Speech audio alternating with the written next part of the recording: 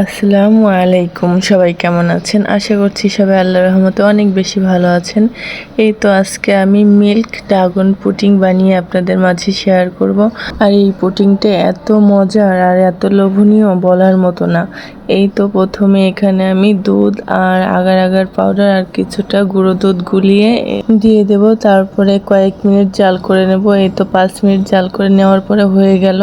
আর এখানে আমি ড্রাগন ফল কেটে নেব। আর আমি এই ড্রাগনের মধ্যেও কিছুটা পুডিং জমাবো, এই জন্য এইভাবেই কাটিং করে নিচ্ছি। আর এইভাবে ড্রাগনটা আমি ম্যাশ করে নেব চামচ দিয়ে। আর এটা একটু দানা দানা থাকলেই খেতে অনেক ভালো লাগে। আর এই তো আমি চামচ দিয়ে ম্যাশ করে নিচ্ছি, ঠিক এমনটাই ম্যাশ করেছি। এখন আমি এই ড্রাগনটা একটা পাত্রে নিয়ে নেব। তারপরে 1 কাপ পানি দিয়ে এটাকে নেড়ে তারপরে এখানে পরিমাণ মতো চিনি দিয়ে দেব।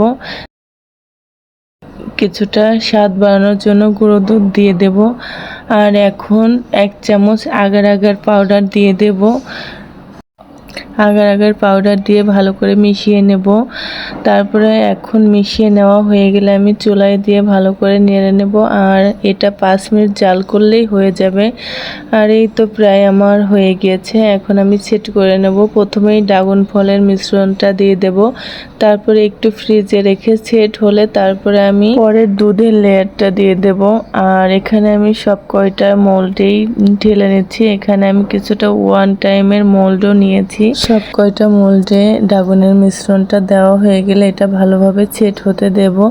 এই তো আমার এই কয়টা হয়েছে। তারপরে এগুলো সেট হয়ে গেলে আমি এখানে দুধের মিশ্রণটা দিয়ে দেব। এই তো এখন সেট হয়ে গিয়েছে। এখন আমি এই দুধের মিশ্রণটা দিয়ে দিলাম।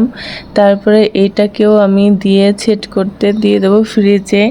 তারপরে মোটামুটি 2 ঘন্টা পরে বের করে নিলে সুন্দর মতো সেট হয়ে যাবে।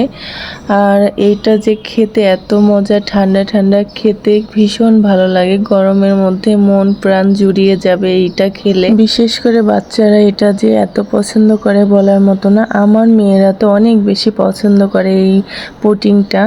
আর এটা দেখতে যত লোভনীয়, খেতে তার থেকে বেশি মজা। আর আপনারাও সবাই চাইলে এইভাবে বানিয়ে নিতে পারেন। সবার ভিডিওটা ভালো লাগলে লাইক কমেন্ট শেয়ার দিয়ে সবাই পাশে থাকবেন। ধন্যবাদ সবাইকে।